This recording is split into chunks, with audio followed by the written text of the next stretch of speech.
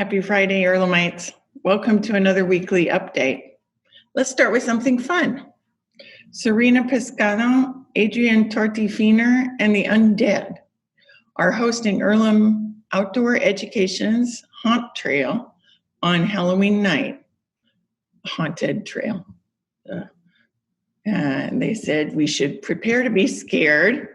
Anyone with an Earlham ID and their household members are invited to walk through the trail on Saturday, October 31st, from 7:30 to 9:30 p.m. This is really so thoughtful because there are not many trick-or-treating options open for families this year. So it's really good of them. The entrance to the back campus trail, where it's all set up, can be found just past the track and football field by the big red barn out there. There will be signs and caution tape pointing the way, and you're required to wear a mask and socially distance. My husband and son really want to go, but I actually can't even watch scary movies, so I'm not sure if I'll go. We'll see if I feel brave. So I want to give you some thoughts about the upcoming U.S. presidential election, which has certainly been one of the most politically divisive experiences of my life so far. And it hasn't really begun. No matter what you believe or who you vote for, my sincere hope is that you will visit your local polling center and cast your ballot as early as possible. National reports are once again forecasting delays, especially at the post office. So having a plan to vote or mail your absentee ballot as soon as possible is really important. Thank you to student groups like EC Votes and the Earlham Office of Events for helping students register to vote in their first presidential election ever. And they've been generating excitement through various events on campus and on Zoom. Really impressed by everything they've done. Please remember that no matter who wins on Tuesday, we are all Earlhamites.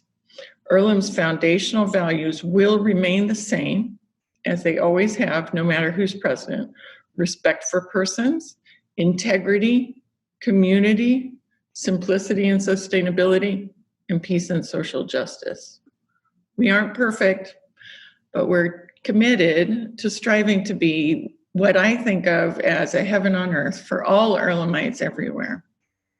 Please be civil to each other and aim to listen and learn from people who may have different perspectives from your own. I worry that whichever candidate loses, that the people who supported that candidate are going to may have a hard time talking about it, and they need our empathy. Okay, let me talk about campus during winter break. I know many of you have concerns about our students who don't have a place to go between fall and spring terms. We have been working hard on a plan for eligible students to stay in a dedicated residence space during the break. We can't allow students to stay spread all over campus as we have in the past. It's just too expensive. Students have been asked to fill out an application for housing with details about their personal situation, and Benita Washington Lacey and the group in Residence Life will then prioritize those students. Thank you, as always, for your concern for our community. I couldn't remember if I mentioned last week that the faculty had approved another new major, creative writing. It's the 5th new major available to students this academic year, including data science, social services, media and communications, and exercise science. Also, the Earlham School of Religion is offering a new 15-month intensive Masters of Peace and Social Transformation this year. I believe they're continuing that. I think that's a really exciting opportunity. And in fact, I think there are 2 or 3 Earlham graduates who stepped directly into that program after graduation. Very cool. These programs will have a significant impact on our ability to recruit and retain students.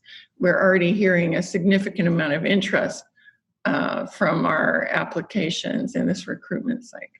So thank you to the undergraduate college and Earlham School of Religion faculty for all their hard work making that happen.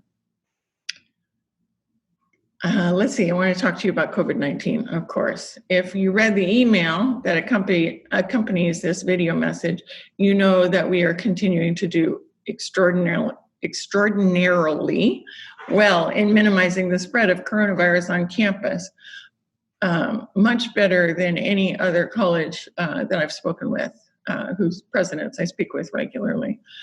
But as you know, we're having a serious spike in infection rates in Wayne County and Richmond, and so we cannot afford to become complacent. One place where we seem to have become complacent is the daily COVID self-assessment, which has dropped off significantly, both in students and employees. That really is, we use that to calculate the percent positives we have in the community, and so in the Earlham community, and it's really problematic, and we will be more likely to shut down if we don't start getting people to do that. But even more importantly than that, much more importantly than that, if you haven't had your last round of COVID testing completed, please make plans to do so immediately. It's overdue. And also, do not forget your flu shots. We are asking for evidence of receiving a flu shot to be submitted by tomorrow, October 31st. There's still a significant number of you who have not submitted that. The instructions to submit results are included in the email that this was sent out. We will be following up with you. If you haven't done this yet, I'll come visit you. It is a requirement for being on campus, and it's an expectation for employment. So you need to take this very seriously and make that happen if you haven't yet. This is part of our commitment to care for our whole community. If you haven't done it, you're not doing your part, quite honestly. Okay, contact tracing. I also want to just mention real quickly that the CDC's changed the way it defines close contact with a person infected by the virus and what that means for our campus. Now, the new change is that close contact is anyone who's been within 6 feet of an infected person for at least 15 minutes cumulatively within 24 hours, not just sustained contact for 15 minutes. And that includes with a mask, unfortunately.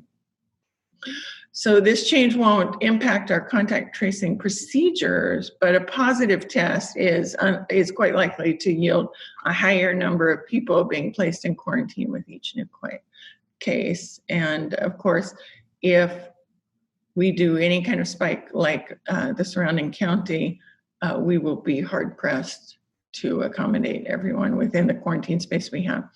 To date, we've just had 20 cases since before the semester began. So we're really doing very well. And contact tracing team has been amazing. So appreciate their help.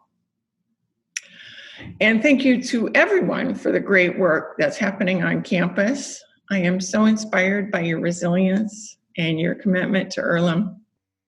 Stay well to all of you Earlhamites near and far, and keep making the world a better place. Bye.